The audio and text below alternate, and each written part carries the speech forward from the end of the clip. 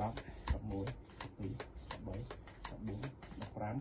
16 17 18 19 20 21 22 23 24 25 ok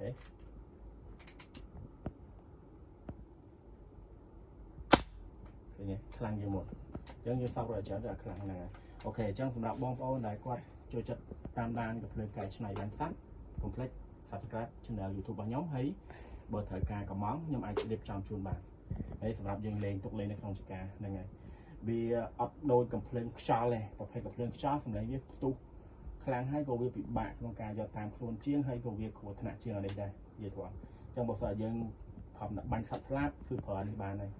តែបើសិនយើងលេងកំភ្លើងខ្យល់វាអាចថាយើងប្រើជាមួយនឹងភេទសត្វធំអញ្ចឹងហ្នឹងហើយអូខេអញ្ចឹងហ្នឹងហើយមានតែប៉ុណ្្នឹងទេអរគុណច្រើនសម្រាប់បងប្អូនដែលចាប់ត្រូវការកំងមកភ្លេចតាក់ទងមកខ្ញុំហ្នឹងហើយ